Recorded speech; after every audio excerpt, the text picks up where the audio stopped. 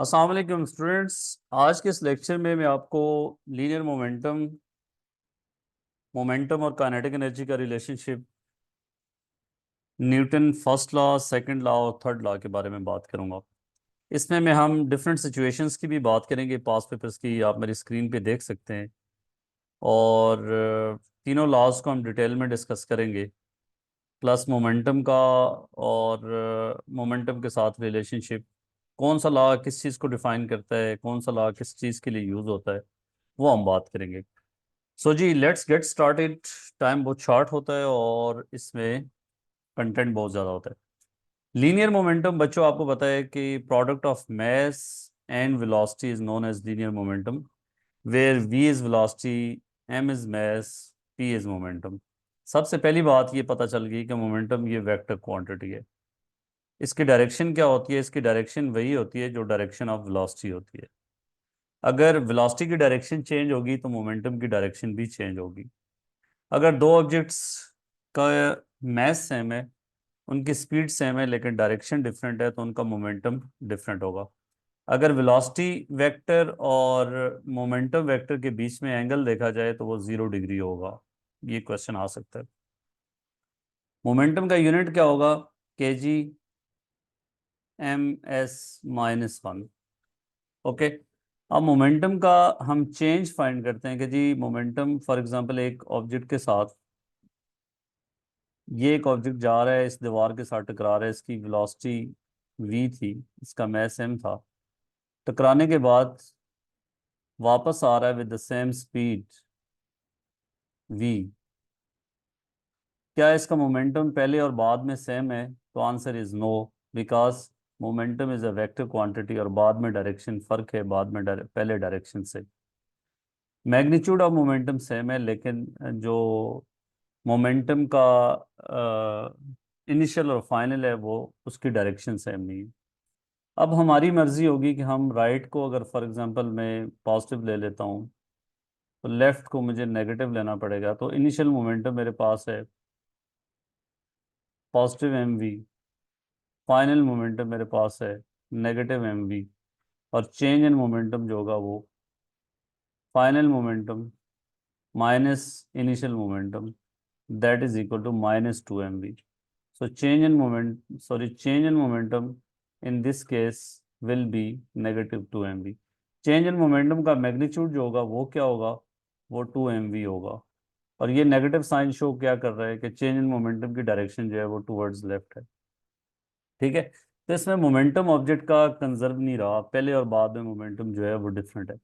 अगर किसी एंगल के साथ जाके कोई ऑब्जेक्ट टकराता है, ये केस वैसे कम आता है, लेकिन आपको बता देता हूँ कि अगर एक ऑब्जेक्ट का मोमेंटम पहले स्पीड v थी और वो इस सरफेस के साथ एंगल थीटा के साथ टकरा रहा था, टकराने के बाद वो इसी एंगल के साथ ऊपर गया विथ थीटा। सो पहले और बाद में मोमेंटम में देखते हैं कि क्या फ़र्क है। अब मोमेंटम वेक्टर क्वांटिटी है तो हम मोमेंटम को रिजॉल्व कर सकते हैं। जो इनिशियल मोमेंटम है इसका ये कंपोनेंट mv cos थीटा है, और ये वर्टिकल कंपोनेंट जो है वो mv sin थीटा। बाद में जो मोमेंटम है इसका ये कंपोनेंट mv cos थीटा, और ये जो कंपोनेंट है वो mv sin थीटा।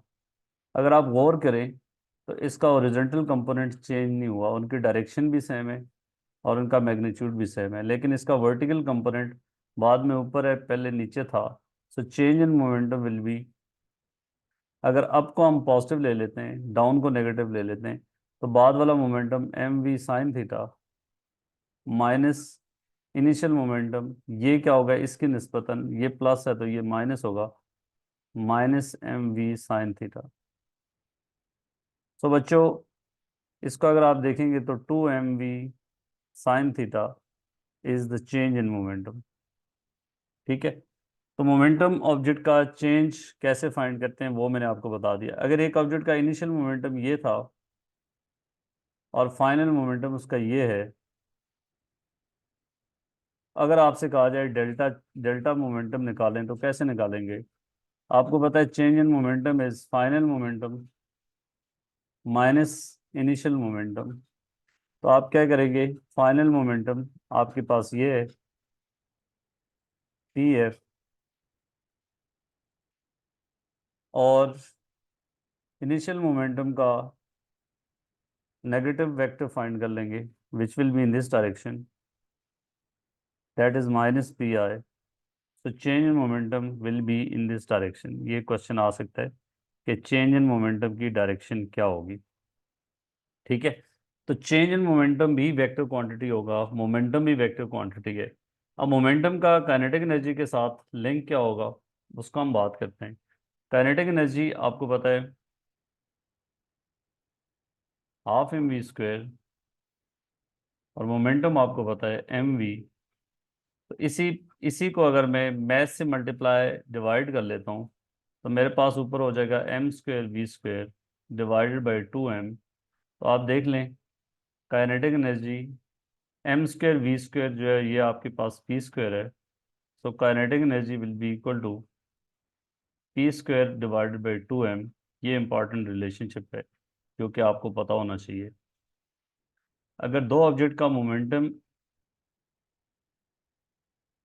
का के साथ उनका मैस सेम है, वेलोसिटी का फर्क है, और वो कहता है मोमेंटम और काइनेटिक एनर्जी का रिलेशनशिप या रेशो फाइंड करें, तो वो आपके पास ही होगी।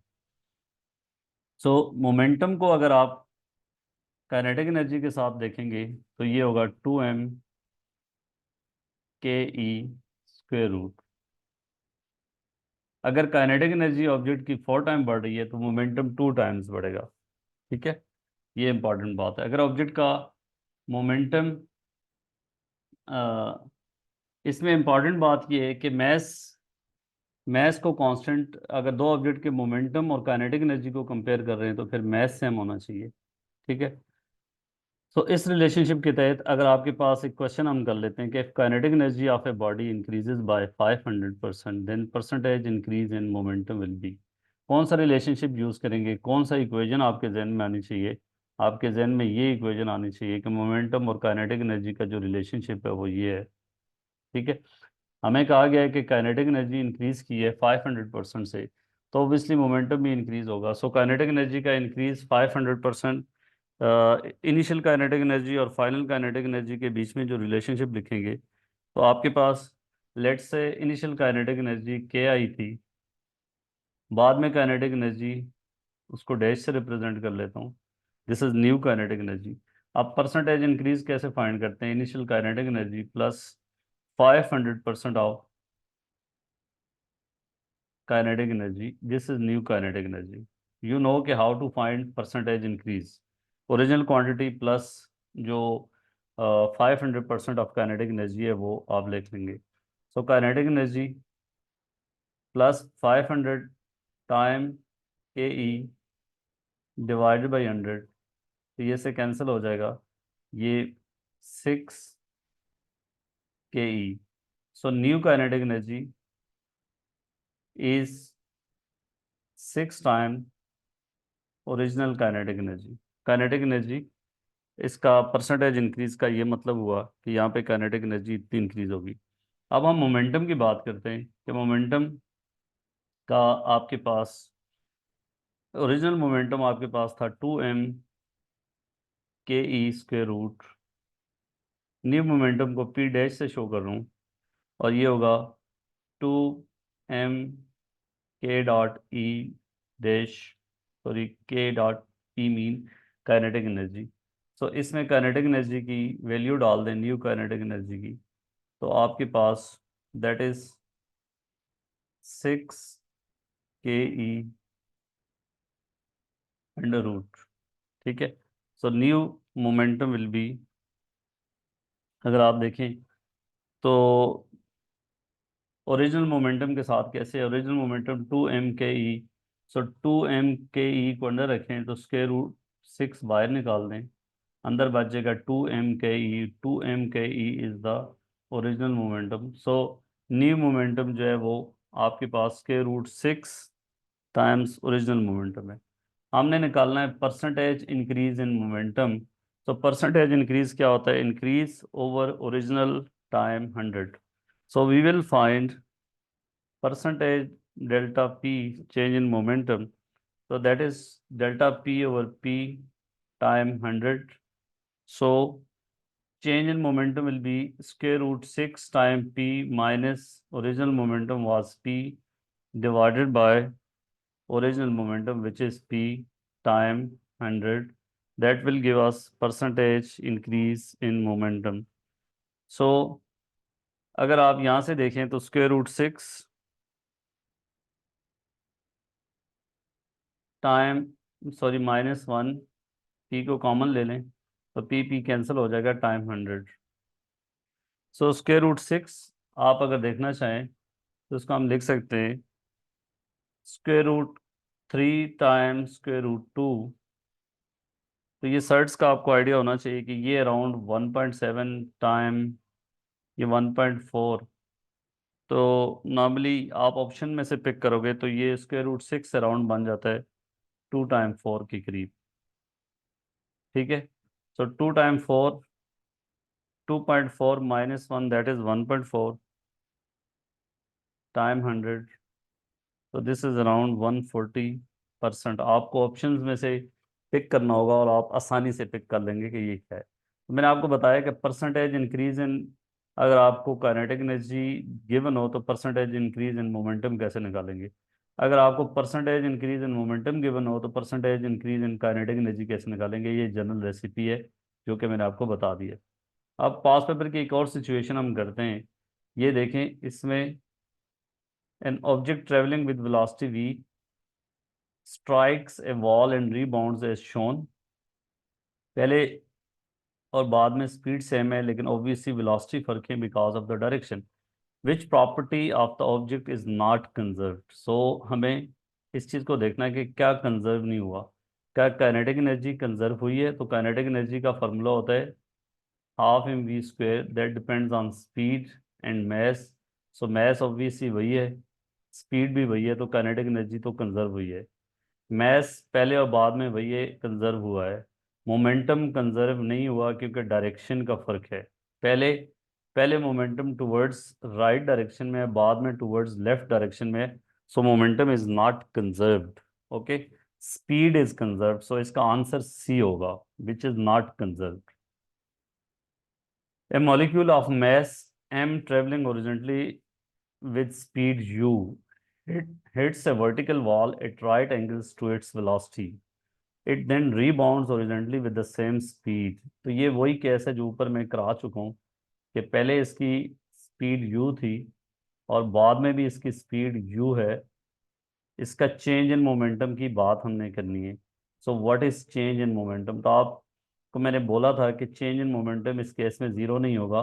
अगर आप इसको प्लस कह देते हैं, इसको माइनस कह देते हैं, तो m u minus initial is minus m u that is 2 mu। So change in momentum is 2 mu भी हो सकता है, -2 mu भी हो सकता है। ये हमारी अपनी साइन कन्वेंशन पे है। ठीक है, अगर मैं इसको माइनस ले लेता और इसको प्लस लेता तो फिर आपके पास क्या होता, बाद वाला momentum -mu, initial is +mu, so that is -2 mu। आप अपने राइट आंसर तक पहुंच जाएंगे। ये नेगेटिव साइन उसकी डायरेक्शन की बात करता है। तो ये मोमेंटम क्या चीज़ है, मोमेंटम का चेंज कैसे फाइंड करते हैं, मोमेंटम एंड काइनेटिक एनर्जी का क्या मतलब है, रिलेशनशिप का क्या मतलब है, मोमेंटम चेंज होने का क्या मतलब है, या ऑब्जेक्ट की स्पीड चेंज हो जाए, या ऑब्जेक्ट की डायरेक्शन चेंज हो जाए, या ऑब्जेक्ट का मैस चेंज हो जाए।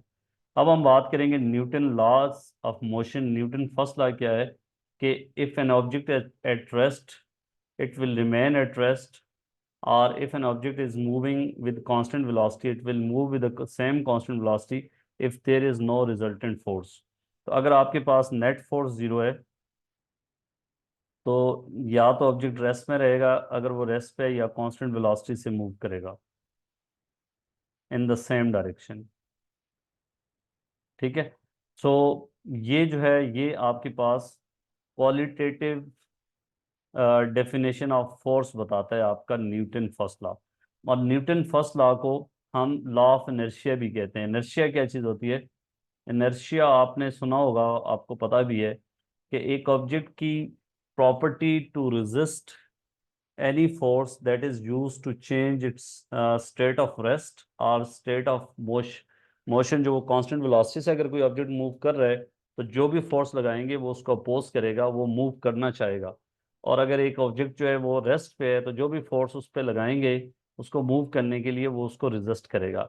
उसकी रेजिस्टेंस जो है, अगर आप फोर्स को सडन सडन चेंज करना चाहेंगे उसकी स्टेट को, तो रेजिस्टेंस ज़्यादा होगी। इस पे मेरा अलग डेमोस्ट्रेशन भी है, न्यूटन सॉरी इनर्शिया की डेमोस्ट्रेशन, वो भी मैं लिंक कर दूंगा, आप देख लेना। सो इनर्शिया क्या चीज़ है? इनर्शिया बेसिकली, इनर्शिया किसके प्रोपोर्शनल होता है? मैस के प्रोपोर्शनल। किसी ऑब्जेक्ट का इनर्शिया ज़्यादा होगा, मैस ज़्यादा होगा, तो उसका इनर्शिया ज़्यादा होगा। ठीक है, तो ये मैंने आपको बता दिया कि न्यूटन फर्स्ट लॉ जो है वो डेफिनेशन ऑफ फोर्स देता है। कैम्ब्रिज में याद रखना, थोड़ा सा आपको यहाँ से कंट्रडिक्शन नजर आएगी। कैम्ब्रिज में Newton second law F is equal to delta P over delta t is gives the definition of force. लेकिन यहाँ पे जो है एमडी केट की एफएससी फिजिक्स में न्यूटन फर्स्ट लॉ जो है वो क्वालिटेटिव डेफिनेशन ऑफ फोर्स देता है, जो कि आपके पास ये एक पास पेपर का क्वेश्चन भी है कि first law of motion gives the definition of mass, definition of force, definition of inertia, definition of, so ये जो है डेफिनेशन ऑफ फोर्स आपको बताता है न्यूटन फर्स्ट लॉ। ठीक है, अब फर्स्ट लॉ जब फोर्स जीरो है तो क्या होगा ये बताता है, एक ऑब्जेक्ट रेस्ट पे रहेगा, एक ऑब्जेक्ट मोशन में है तो कांस्टेंट वेलोसिटी से मूव करता रहेगा। अगर एक ऑब्जेक्ट एक ऑब्जेक्ट पे नेट फोर्स जीरो नहीं है तो फिर क्या होगा? वो न्यूटन सेकंड लॉ बताता है कि एक ऑब्जेक्ट पे अगर नेट फोर्स जीरो नहीं है तो फिर क्या होगा? If net force is not zero, तो क्या होगा? तो न्यूटन सेकंड लॉ बताता है कि net force is directly proportional to or equal to the rate of change of momentum. This is very important कि net force is directly proportional to rate of change of momentum, where delta p is the change of momentum, delta t is time. this is this is net force। अगर एक object पे net force नहीं होगी तो इसका मतलब उसका momentum change नहीं होगा। अगर एक ऑब्जेक्ट पे नेट फोर्स है तो मोमेंटम चेंज होगा। ये आपके पास है कॉस, ये भी पता होना चाहिए, ये इफेक्ट है कि फोर्स नेट फोर्स होगी तो मोमेंटम चेंज होगा, अदरवाइज मोमेंटम चेंज नहीं होगा। अच्छा, अगर एक ऑब्जेक्ट का इनिशियल मोमेंटम जो है वो, एक ऑब्जेक्ट का मास m है, इनिशियल वेलोसिटी उसकी v आई है, उस पर कोई नेट फोर्स लगाते हो, मास उसका सेम है, उसकी फाइनल वेलोसिटी वी एफ हो जाती है during time T. So change in momentum will be M V F minus M V I, दोनों डायरेक्शन सेम है, डिवाइडेड बाई टी। तो मेरे पास m कॉमन ले लूँ, V F minus V I divided by T, and you know, everybody knows के V F minus V I over T क्या होता है? एक्सेलरेशन होता है। तो नेट फोर्स को एक्सेलरेशन के साथ इस तरह भी लिंक कर सकते हैं। ये special case of Newton second law होगा। जनरल केस जो है वो ये है, इस पे आगे हम बात करेंगे। ठीक है, इस इक्वेशन से अगर आप देखें तो change in momentum delta P and F की जो है वो सेम डायरेक्शन होती है। This is important. टाइम जो है वो स्केलर क्वांटिटी है, तो डेल्टा पी वेक्टर है, फोर्स वेक्टर है, इन दोनों की सेम डायरेक्शन होगी। जिस डायरेक्शन में नेट फोर्स होगी उसी डायरेक्शन में आपके पास चेंज इन मोमेंटम हो रहा होगा। ठीक है, दूसरी इंपॉर्टेंट बात कि अगर आपके पास फोर्स मोमेंटम टाइम ग्राफ दिया हुआ है, इस एक्सिस पे टाइम है, इधर मोमेंटम है, एक ऑब्जेक्ट का मोमेंटम टाइम ग्राफ दिया हुआ है, तो इसका ग्रेडियंट क्या देगा? इस इक्वेशन से देखें ऊपर, किस इक्वेशन से मैं बात कर रहा हूँ? F is equal to delta P over delta t, that is change in momentum divided by change in time. So gradient of this graph, जो इसका ग्रेडियंट होगा ना बच्चों, gradient will be equal to net force. तो यहां तक net force on the object is constant. इस interval में नेट फोर्स जीरो, क्योंकि चेंज इन मोमेंटम नहीं हो रहा। इस ऑब्जेक्ट में नेट, इस पार्ट में नेट फोर्स फिर कांस्टेंट। ठीक है, सो अगर ग्रेडियंट चेंज हो रहा होगा तो इसका मतलब है मोमेंटम टाइम ग्राफ का ग्रेडियंट चेंज हो रहा है, तो इसका मतलब नेट फोर्स चेंज हो रही है। अब अगर देखें, अगर मोमेंटम टाइम ग्राफ कुछ इस तरह का है और आपसे पूछता है कि बताएं नेट फोर्स पॉइंट ए पे ज़्यादा है, पॉइंट बी पे ज़्यादा है, या आपके पास पॉइंट सी पे ज़्यादा है या डी पे ज़्यादा है। तो आप देखें ग्रेडियंट किस पॉइंट पे ज़्यादा है। ए पे ग्रेडियंट 0, सी पे ग्रेडियंट थोड़ा सा कम, बी पे ग्रेडियंट थोड़ा ज़्यादा, और डी पे ग्रेडियंट सबसे ज़्यादा। आप देखें, so F force is maximum at D. दूसरा, इस रिलेशनशिप को देखें, अगर आपके पास F is equal to delta P over delta T है, तो दैट मीन कि अगर आपके पास फोर्स टाइम ग्राफ गिवन हो तो उसका एरिया चेंज इन मोमेंटम होगा। अगर आपको नेट फोर्स, एग्जामिनर आपको दे देता है net force time versus time का ग्राफ, लेट से वो ये है, और वो कहता है एक ऑब्जेक्ट का चेंज इन मोमेंटम निकालें, तो area of this graph will be equal to change in momentum. आप एरिया फाइंड करेंगे, जिस तरह की शेप होगी उसको उस हिसाब से डील करते हुए, तो that will be equal to change in momentum. अक्सर कह देता है ऑब्जेक्ट रेस्ट पे था, उस पे फोर्स इस तरह लगी, और इस फॉर एग्जांपल 4 सेकंड बाद उसकी वेलोसिटी क्या थी। तो जब आपको चेंज इन मोमेंटम पता चल गया, लेट्स से ये आपके पास 12 है, तो change in momentum is 1/2, 4 time 12, तो ये आपके पास है 24। चेंज इन मोमेंटम की भी वही यूनिट होगी जो आपके पास मोमेंटम की होगी, और यहाँ से एक चेंज इन मोमेंटम की एक नई यूनिट भी मुझे पता चल रही है, न्यूटन सेकेंड। मोमेंटम की भी यूनिट न्यूटन सेकेंड हो सकते हैं, 24 न्यूटन सेकेंड इसका जो है वो चेंज इन मोमेंटम है। तो जब आपको चेंज इन मोमेंटम पता चल गया, तो change in momentum is final momentum minus initial momentum, same direction पे फोर्स लग रही है। तो आपके पास अब चेंज इन मोमेंटम आपको पता है, फाइनल वेलोसिटी आपने निकालनी है, रेस्ट से स्टार्ट हुआ था, तो यहाँ से वेलोसिटी आ जाएगी, मैथ से डिवाइड कर लोगे।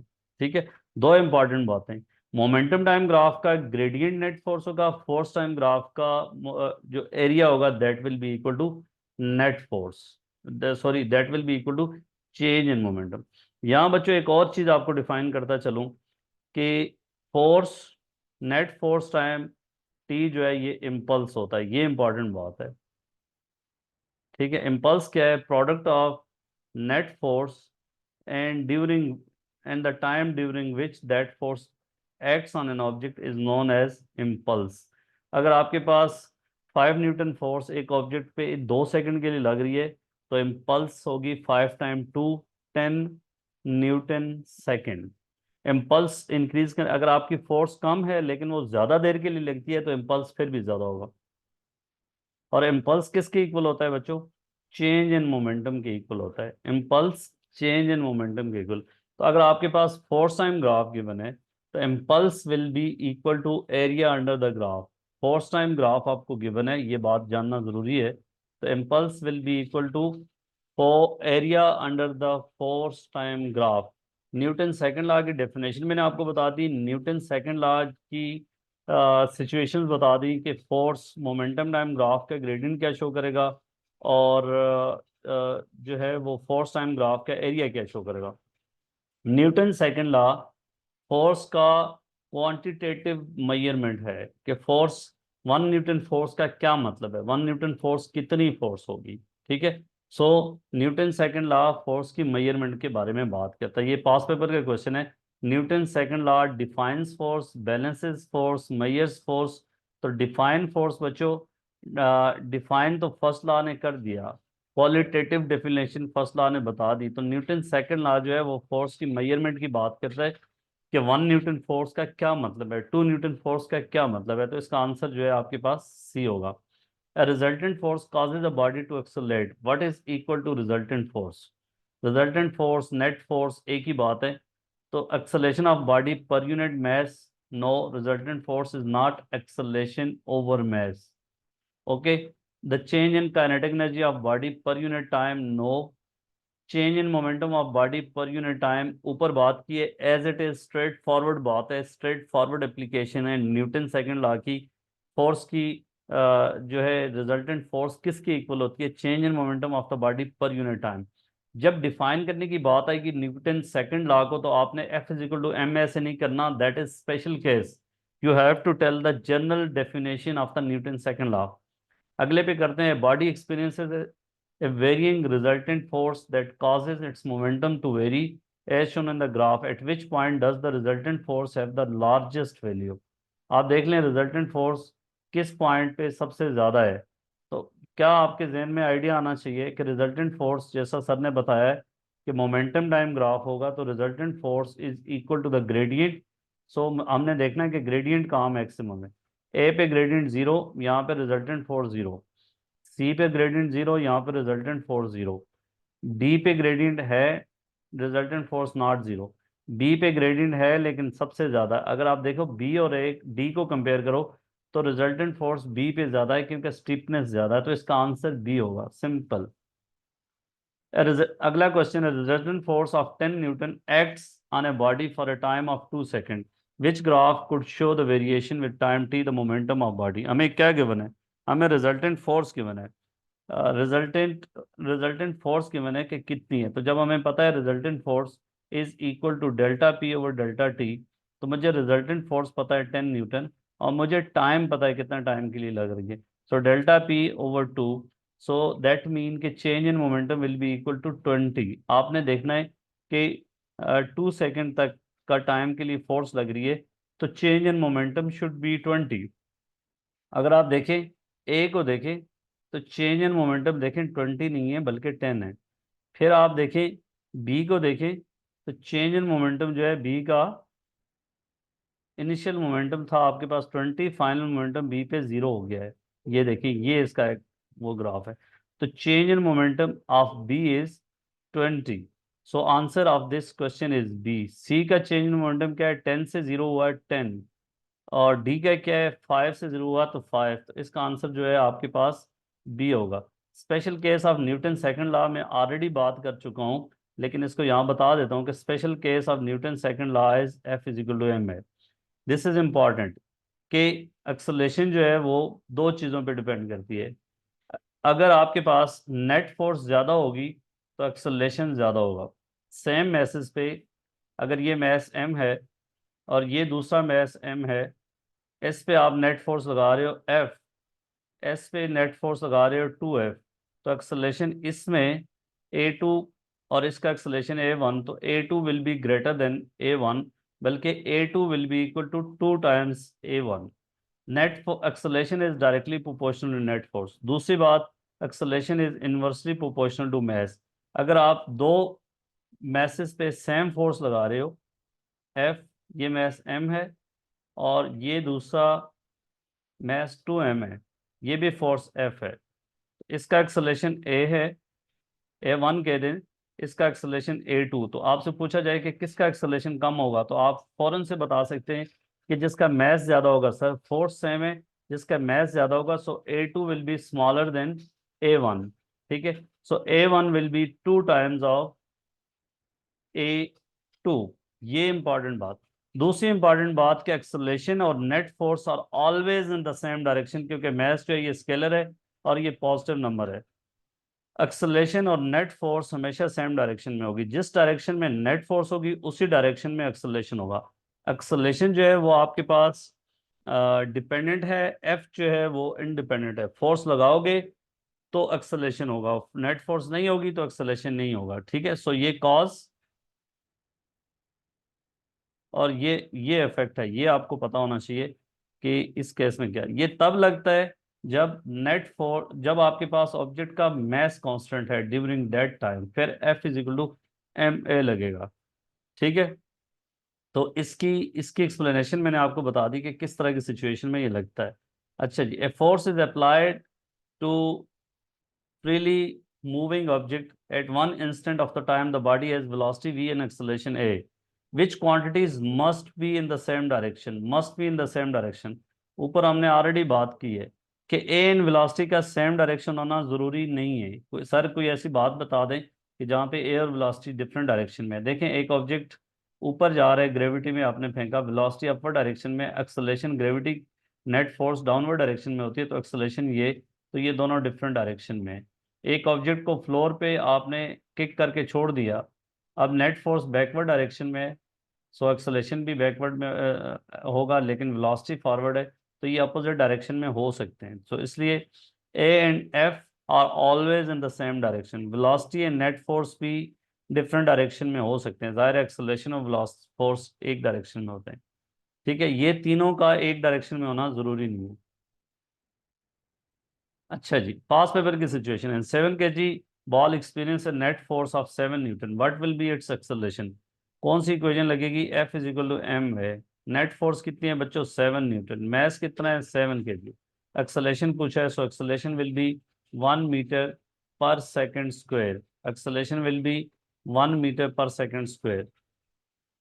अगले पे चलते हैं। A force 2F acting on a particle of mass 10 kg produces an acceleration of 60। बच्चों अगर आप 10 kg का मैस है और उसने कहा है इस पर 2F नेट फोर्स लग रही है, एक्सेलरेशन जो है वो 60 है। A force of 5 Newton 5F sorry on A particle of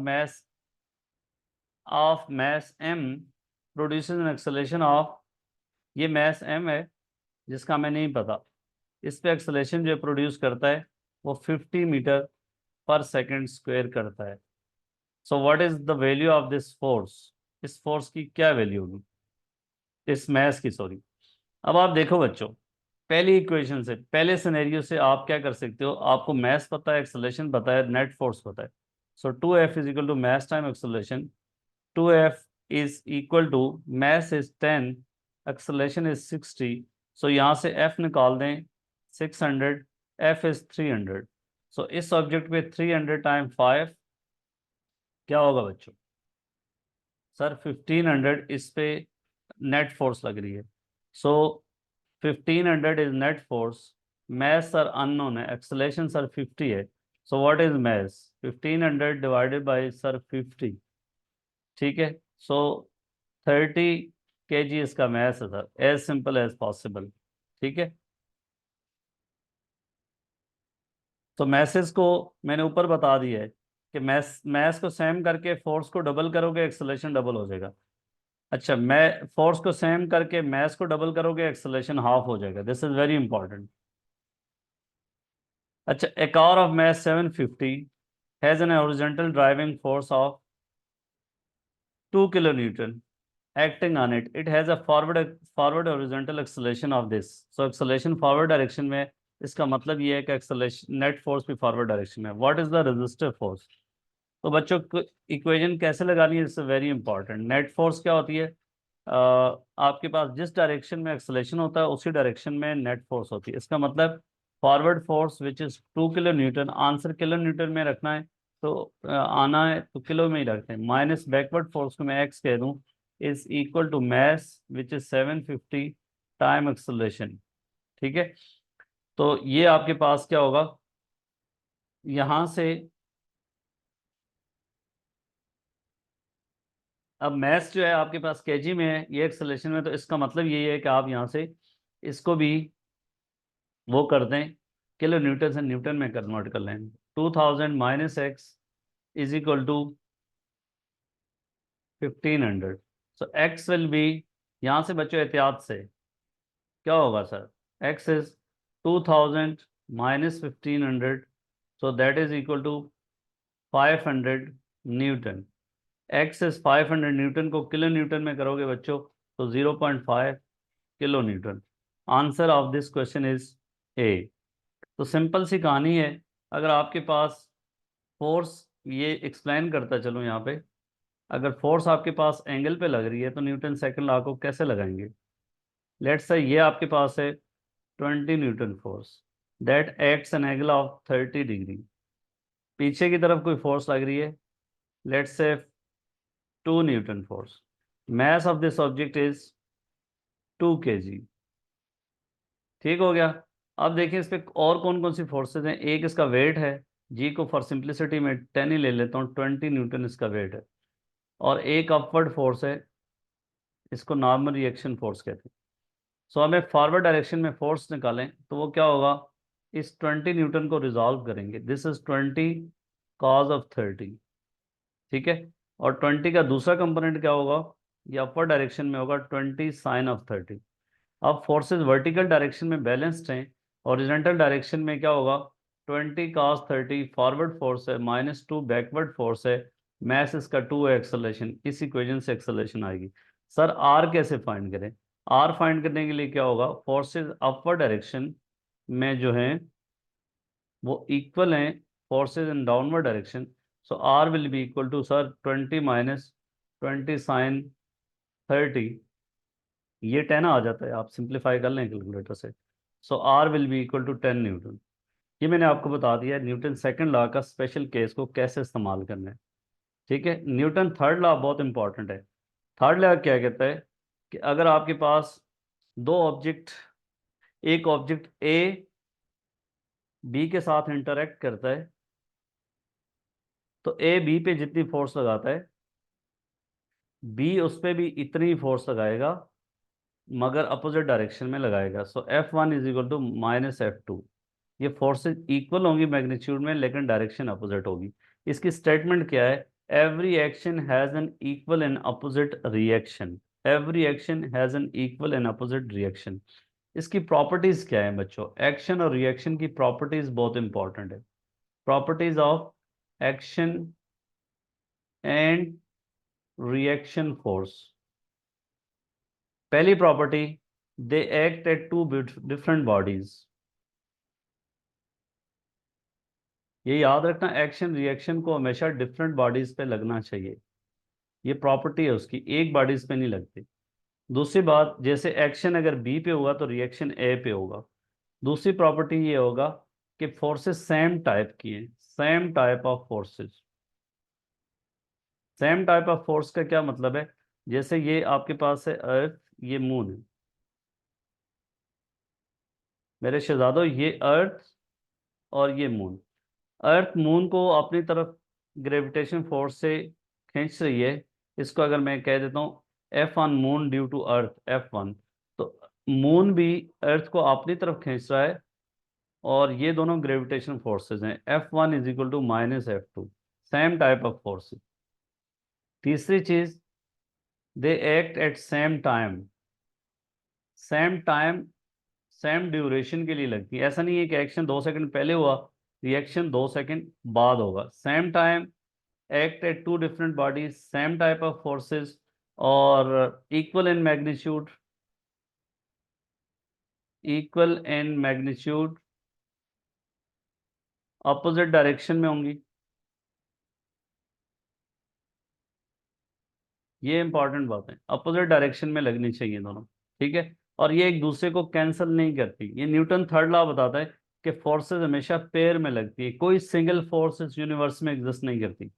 लेकिन चूंकि फोर्सेस डिफरेंट बॉडीज पे लगती है तो एक दूसरे को कैंसिल नहीं करती। F net is equal to m में ये एक बॉडी के लिए होता, होल्ड करता है। तो आप ये नहीं कह सकते कि ये दोनों फोर्सेस F1 और F2 एक दूसरे को कैंसिल कर देंगी, तो इनका जो है पूरे पूरे यूनिवर्स में फोर्सेस कैंसिल कर देंगी। एक बॉडी के ऊपर एक्सेलरेशन फाइंड करना होगा तो उस बॉडी के ऊपर नेट फोर्सेस की बात करेंगे। ठीक है, इसमें बच्चे बहुत ज्यादा कंफ्यूज हो गए। देखें, a person standing on a horizontal floor feels two forces, downward pull of gravity and the upward supporting force from the floor. बंदे के ऊपर दो फोर्सेस लग रही हैं, कौन सी दो फोर्सेस लग रही हैं, एक ग्रेविटी की वजह से डाउनवर्ड फोर्स जो कि अर्थ इसको खींच रही है अपनी तरफ, और एक फ्लोर की वजह से नॉर्मल रिएक्शन फोर्स जो कि अपवर्ड डायरेक्शन में। क्या ये दोनों एक्शन रिएक्शन पेयर हो सकते हैं, तो आंसर इज नो, क्योंकि ये एक बॉडी पे ही लग रहे हैं।